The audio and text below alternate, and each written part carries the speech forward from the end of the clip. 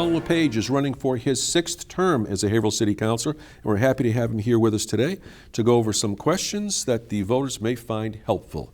Welcome to the program, Colin. Thank you, Frank. Nice to be here. You are in the position of City Councilor. You are in the position of Chairman of the Administration and Finance. Correct. Can you tell me, in that position, what do you do specifically, and how does that benefit and disperse relative to the information out to the rest of the councilors or to the administration as well? Well, things will come to the subcommittees, so we have various subcommittees, public safety and such, but administration and finance is mostly ordinances that would come in front of us, different things that are going on within the city. So if they were to look at changing an ordinance or a rule or something like that, that was what would come to administration and finance. Okay, any big issues that happen to come to fore? Because in your position of administration and finance, you found some issues. Were they cost-saving issues, or were they misaligned? Or? Well, that's in my general, as a council. So administration and finance doesn't, let's say, per se, look at the budget. The whole council looks at the budget. But right. in my looking and review of budgets over the last few years, I've found over $2 million that were used for other purposes than what was in the original plan. Such as? First time there was $200,000 that was put to a miscellaneous account that I said, we could use that for something else, and it ended up being partially a tax refund to folks. $150,000 of that went back. The other portion went to Constantino. I found another $129,000 a year or so later, and that I said we should put towards health teachers. At that time, we only had one health teacher for 4 middle schools at that time for right. over 10 plus years. So there was a deficiency there. The school committee had been talking about it, but no one had really plugged that gap. I found $120,000 that was elsewhere on the city side and said that's where we should put it.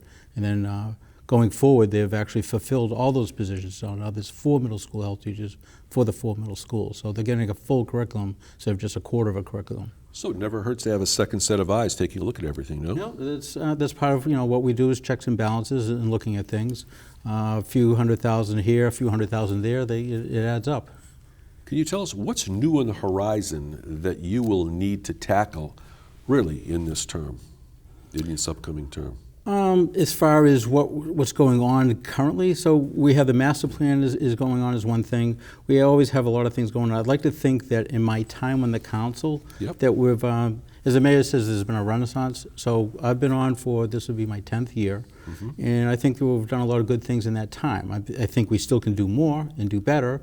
And I think being able to look at those things as far as putting more money towards public safety, more money towards education, and that's where I like to think that when I go and look through the budget and can say, I don't think we should allocate it towards that. I think our priority should be something else, and we can put the money there.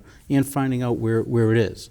I mean, we've ended up with $12 million plus in what they term free cash. It's not really free cash by any means, but that's basically when you do an underestimating of revenues and overestimating expenses.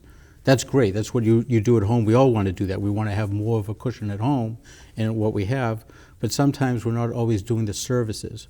An extra teacher, an extra policeman, it's really not that costly. We have it in the budget, so sometimes we seem to have a lot of fights over just adding one person. Like I said, we added 3 in the healthcare field, and I think we need more. But that's not part of the master plan overall, no? That's not part of the master plan, but I mean, that's one of the things that's going on now. Give the viewing audience a definition of what the master plan is how you see it, and what they can expect as far as, we've been dealing with a master plan that was put in effect back in the 60s, correct? Mm-hmm. No, the last iteration was in the 90s.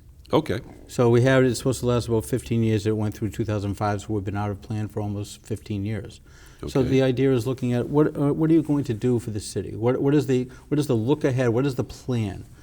So they say if you fail to plan, you plan to fail. Mm-hmm. So it's to say, where should we be putting businesses? Where should we be doing growth if we have that? Where should we be our resources? What should we be looking going forward with the city? Is it going to be largely a rezoning of the city of Haverhill, do you think? There's parts of that come to rezoning. There's issues, let's say we have 5 exits off 495. Mm-hmm. As far as the utilization of that, we have Ward Hill. Is that the way it's configured now at the moment as far as how dense it is, because it's really not very dense as far as location if you go to other business parks and other communities and such like that. So could we better utilize that space as far as 2-story, 3-story structures and stuff like that? There's looking and saying, okay, what is the best ways that we can get around? Where do we protect the resources we have, and where can we encourage more businesses to come in? I mean, as you know, the more businesses that we have here, the commercial tax base, that reduces the homeowners tax because we're able to shift more of a burden to them. But if we become what they call a bedroom community where we don't have as much manufacturing and commercial, well, then our taxes go up also. So it's nice to be able to offset it and also have the jobs here. If you have the commercial base here, you also have more jobs. You don't have to travel so far to get to your work. It was very interesting statistically in a meeting, and I forget what the title of that meeting was called. It was at the Constantino School, where they gave a whole host of different statistics to show how many people happen to leave the city of Haverhill every morning to go out and work in other communities. And it was very, very telling because people wonder if they and then there were other statistics that showed how many people come here to Haverhill to work, but they don't live here. They live elsewhere. You know, so when you take a look at those dynamics, do you think the master plan overall, in its long-term vision, would make some changes to those statistics? Well, so that was the meeting. That actually was the meeting. That was one of the first meetings for the master plan of putting out to the public to say, what do you think about this? So people have looked at it who are on the plan, the folks that are doing the analysis of it, and then saying, okay, let's go to the community and say, what do you think? These are the statistics that we see, like you quoted there, and what does Haverhill want to be? What does Haverhill want to be in the next 5 years? What does it want to be in the next 10 years? You know, we have a good amount of development that's been going on downtown. We've refurbished the old mill buildings, and to some residences, some folks would say maybe they shouldn't all be residents. Some is being commercial space as their building. But you know, what can we do that's going to best serve the residents of Haverhill? When you take a look at the long-term forecast from what people have projected before, do you think they were right in the accomplishments that had come to fore, or are there some things that you're still waiting to have happen?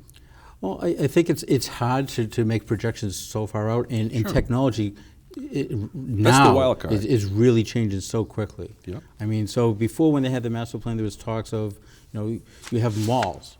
Amazon wasn't around then. The internet wasn't around then. Right? There's a lot of change in how things are doing. Manufacturing was mostly kept here and then was offshored, and now there's been an effort to bring it back, realizing that there's not all those gains of having it done outside, but it's different kinds of manufacturing. There's a lot of healthcare and things that weren't really looked at before. There's a lot of just small downtown mall, small kind of things like that, which is great to have, but was that really going to be able to sustain the whole city as it is? That's why I think a lot of folks have to travel outside the city for employment. When we take a look at what the city council is charged with the responsibility of doing, you represent various sectors, 36 square miles in the city. I know that there's been a lot of discussion, more so this year than in years past, about having ward councilors because some people think that they're underrepresented. How do you feel about that? I think it's something to look at. It was looked at a little bit a few elections ago, and it didn't gather a whole lot of steam. There's folks that I think is representation. The concern is are all parts of the city being represented. So there are a certain amount of elected officials all from one area, and they maybe the thought is folks as at-large councils we're not seeing everything. There has been some other communities. I think we're one of the few that don't have a ward in at-large. Wouldn't the argument for that be how have certain sectors of the city not been represented? And I haven't heard any reasons why. I think some of that is... I've got one more question for you before we wrap. Go ahead.